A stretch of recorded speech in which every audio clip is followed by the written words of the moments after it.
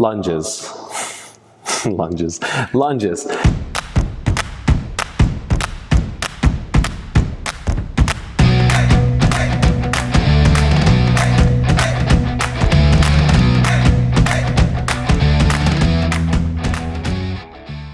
When I say lunges, what are your immediate thoughts? Are your immediate thoughts, oh goody, we get to do some lunges? Or are your thoughts going to be, oh my goodness, I am going to be sore for a week? Lunges are actually very beneficial. It's a great movement. It's a necessary movement to get you from the ground to a standing. It's a transition. You have to, at some point, lunge. Not maybe as an exercise. But the problem is that people, they want to do them fast and they want to do them hard because guess what? It's a great workout, right? And Anthony did a great job to this, talking about burpees and jumping. That trainers, they want their clients to feel the effects of the training session. And so they want to give them something that's going to make them sore, going to make them tired, going to make them sweaty. And so they just do countless amounts of this. Bad form burpees, bad form jumping, bad form lunging. And what are you doing? You're just adding dysfunction on top of strength. And that's not going to work well. That's going to have a breaking point at some point where the knees start hurting, the hips start hurting.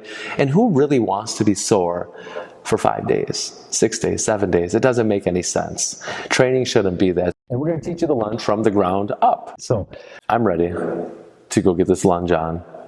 Let's go. All right, that's done. The first thing we're talking about is what we call an up-down. My first movement is to take a step back. Now, when I take that step back, I need to focus on that hip on that same side.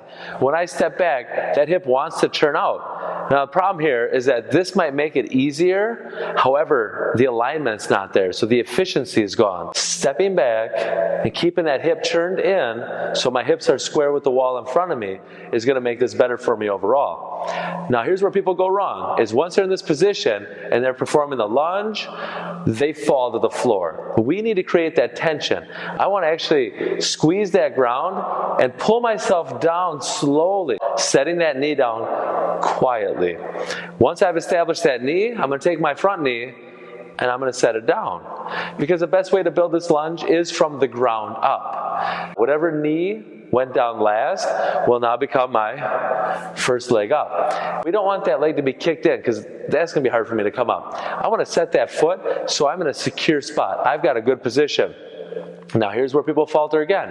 They come up so quick that they forget their abs. And that's why you got a lot of people that come up, as I like to call it, like an airplane. They come up here and it's one of those scoop movements. We need to establish the rocket up. I stay upright, I grip that ground, I push that ground down with that front leg, and I'm really pushing it with those toes here. I engage, I push the abs down through the floor, and I'm up. And I bring that foot right back. You have to be honest with yourself. Am I doing this right? Am I coming up like a rocket, or do I have that airplane tilt? Am I able to rise up, even though it might be difficult, am I able to rise up and make it look effortless? If you're unable to do that, it's okay. You're still a good person and we like you. And so we got a little regression for you to work on. So let's look at that quick.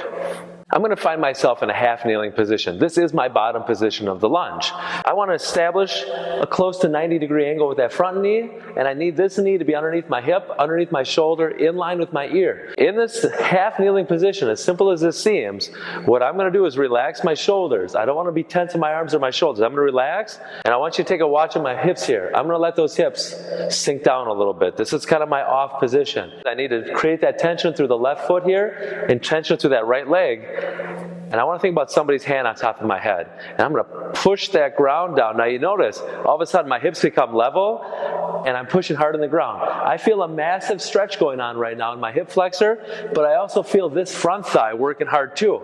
This is almost a position where I'm ready to rise up. And the brain, the great thing about this is we're tricking the brain. The brain has no idea whether I'm ascending or descending. It just knows that I'm in a very tense position and I'm going to relax. You do about 5 of those on one side, switch up, take it 5 the other. So the lunges are a great movement, but you have to do it well, like any other exercise, because they will give you a lot of benefit if done well. But on the flip side, if you don't handle them well, you're going to experience bad knees, bad hips, probably bad backs as well. So you want to make sure, you want to focus on the quality of those lunges as you go through it. So until then, until the next time we see each other with a cup of coffee,